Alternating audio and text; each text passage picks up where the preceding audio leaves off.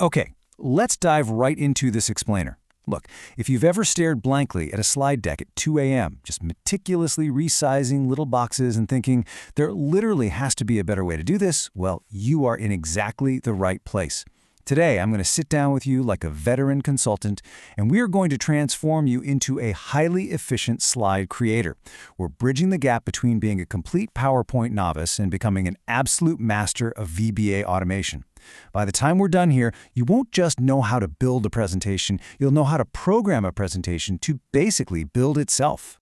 So here is our game plan. We're covering clean visual storytelling, confident delivery and shortcuts, the PowerPoint object model, automating your weekly reports, and finally, troubleshooting live VBA code. Let's get to it. Section 1.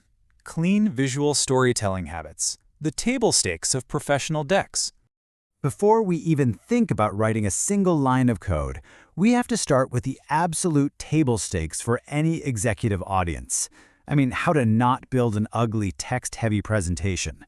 So here are my 3 essential habits for keeping slide decks clean, readable, and highly professional. Step 1. Keep it to one single idea per slide. You really want to avoid cognitive overload.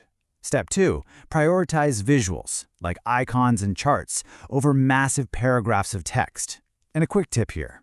When you're picking icons, make sure they actually belong to the same visual family. Like all line art or all solid. And use high-quality, non-watermarked imagery to keep that premium look. Step 3. Let the built-in PowerPoint Designer tool do the heavy lifting for you. It automatically suggests professional layouts. You don't have to be a graphic designer to make things look good. You just need to know how to leverage the tool. Now this perfectly illustrates the golden rule of presentations. On the left, we've got your classic bad slide, right? It's crammed with text, multiple competing ideas, and tiny fonts. Honestly, it's exhausting to look at. But on the right, the good slide. It's got one single idea, a clean visual focus, and really short lines of just 5 to 7 words. The rule of thumb here is simple. If you ever have to shrink your font size to make your text fit, your slide simply has too much information. Period. You need to split it up. Executive stakeholders do not want to read a novel on screen. They want to grasp your point instantly. To maintain a totally consistent visual narrative across your deck, rely on clean layouts. Use the Slide Master for global branding and stick to simple fade animations. Remember this, motion should support meaning, not distract from it. That means ditching heavy, chaotic effects like bounce or a swivel. Just use a simple appear or fade transition for a nice, clean flow. Your visuals and your motion should exist for one reason only, to clarify complex information way better than text alone ever could. Section 2. Confident delivery and shortcuts. Navigating like a pro. Okay, now that your slides look clean, let's talk about how you physically build and deliver them with absolute confidence. You absolutely need to memorize this essential cheat sheet for alignment and object editing. Why?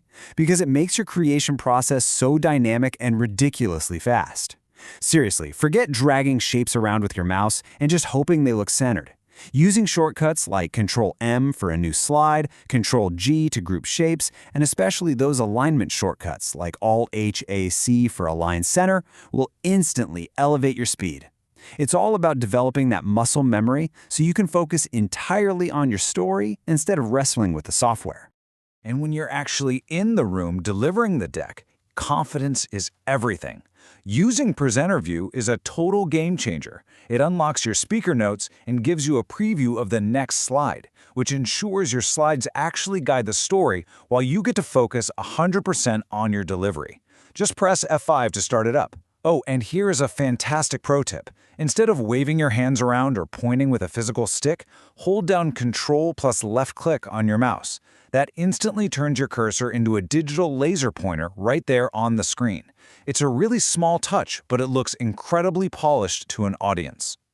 Section 3. The PowerPoint Object Model. Meeting your invisible intern. All right, the really crucial part is coming up now. We're going to unlock the veteran consultant's absolute secret weapon, VBA, or Visual Basic for Applications. I really want you to think of PowerPoint VBA as your invisible intern.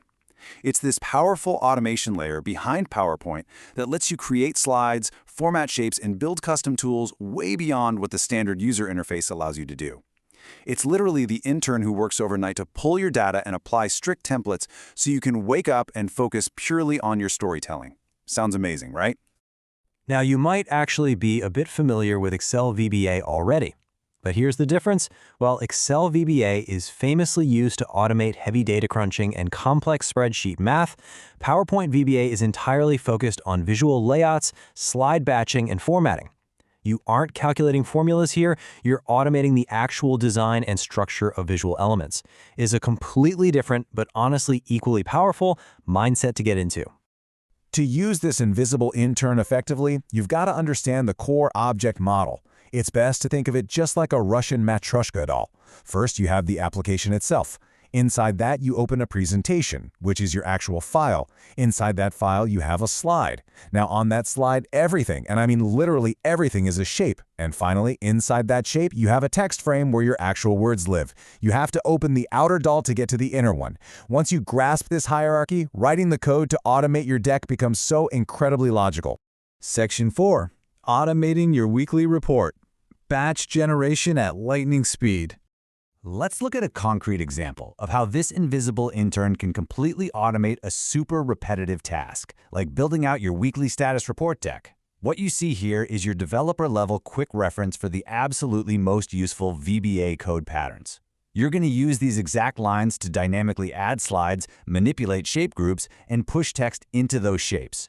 And see how it follows that matryoshka doll concept? To edit text, we identify the shape, target its text frame, access the text range, and then set the text equal to hello. It is remarkably straightforward once you see the pattern in action. Now let's talk about how stacking those really simple code patterns builds into massive time savings. I mean, imagine taking raw data from Excel and using a macro to generate 50 fully formatted slide charts instantly. Or think about template enforcement. We have all received messy, inconsistently formatted decks from clients or colleagues, right? Well, you can write a script that aligns all the shapes, standardizes margins, and strictly enforces your global templates across a massive presentation with just a single click. You can even automate exporting those specific slides out to a batch of PDFs. Section 5. Troubleshooting live VBA code. Fixing errors on the fly. Of course, even the absolute best invisible intern will sometimes make mistakes or hit a snag in the code. So let's walk through a dedicated segment right now on how to troubleshoot live code when you encounter runtime errors. To get under the hood, just hit Alt plus F11 to open your VBA editor. Then press Ctrl plus G.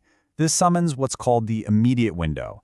And the immediate window is the absolute best place to inspect object properties and test small, single-line commands while your larger scripts are paused or running. Think of it as your live testing sandbox. When you're in that editor, these developer shortcuts are your lifeline. F5 runs your full script. But if a script breaks and throws an error, a veteran consultant doesn't just sit there and guess what went wrong. They use F8. Pressing F8 lets you step through your code line by line. You can literally watch your PowerPoint slides changing real-time on your other monitor as each individual line of code executes. It allows you to pinpoint the exact moment the layout breaks so you can jump in and fix it. Also rely on Ctrl plus space to bring up IntelliSense. It auto-completes your code and prevents those annoying typos. And here is a highly practical technique for you. Say you're looping through 100 slides and something goes wrong on, let's say, slide 42. You can use the command debug.prints.slideIndex in that immediate window. This prints out information behind the scenes as the code runs, which lets you loop through and inspect slides without interrupting your overall macro. This is such a common pattern that lets you peek under the hood, identify variables, and safely fix formatting errors on live shapes, all without having to start the whole 50-slide batch generation process over from scratch. Wow, we have covered a massive amount of ground today. From the basic table stakes of clean, one-idea visual storytelling, to the keyboard shortcuts that dramatically speed up your manual work, all the way to commanding your invisible intern through the PowerPoint object model and VBA. You now have the exact blueprint you need to transform dry data into compelling, completely automated visual presentations. So, I'm going to leave you with this final thought. Now that you have these tools, the essential shortcuts, and the raw power of VBA right at your fingertips, what is the very first repetitive, time-draining slide deck that you are going to fully automate this week?